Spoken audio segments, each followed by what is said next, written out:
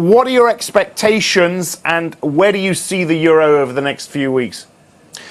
In terms of expectations for the meeting, I think there's no doubt they are going to do something. I think what's happened, they've had to take a lot of time to build a consensus because it's clearly going to involve a mix of conventional and unconventional measures. In terms of the impact on the euro, I think it's not necessarily going to be that dramatic. Think back to November last year, we saw the ECB cut rates. The euro increased about 2% subsequent to that. There may have been sort of reasons around year-end, etc. But I think even this time, what are the options? So you slice a few basis points off rate, it's not going to matter. The deposit rate is cut. The banks depositing back at the ECB has fallen 80% over the last year.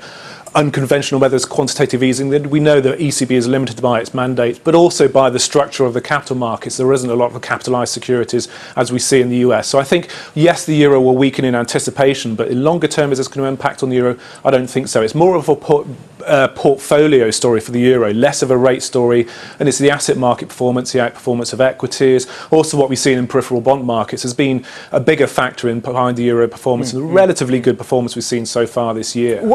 You mentioned peripheral bond markets. Let's just touch on that. Do you continue to see yields falling? Is this pick-up safe haven play still a play for you?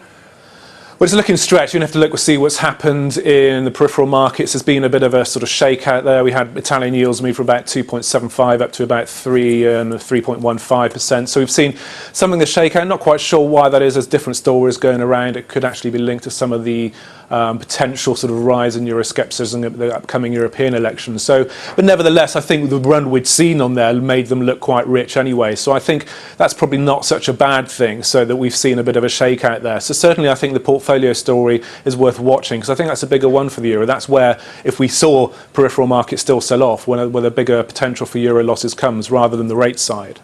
Quick word on the UK and sterling. We've got UK inflation numbers out at 9:30. Expectations, and are you still long sterling, and how long do you stay long sterling? You stay long sterling if you sort of want to push against the Bank of England. Carney mentioned a lot about slack in the economy. He did that in February. He did it a lot this month as well in the inflation report. But how do you measure slack? As the longer we've had an amount of slack in the economy, it's more difficult to measure. You don't know how much capacity is destroyed. So I think the Bank of England is sort of pushing itself really into a bit of a corner on that one, because I think it's one of the risks lie that we do potentially see inflation move higher than they expect, because it's not, they're basing their sort of sanguine inflation output on something that is very difficult to measure. So I think we could see higher this morning, right up to 1.8%. But longer term, yes, if you don't believe that, then sterling still could potentially push above that 170 level and beyond. But naturally, the near term, it's on the housing market, and the potential there is that we more need to see policy action from the either the government in terms of scaling up the housing scheme there, or potentially the Financial Policy Committee in terms of mortgage lending and capital requirements, etc. I think that's more the nearer term where we're going to see the action.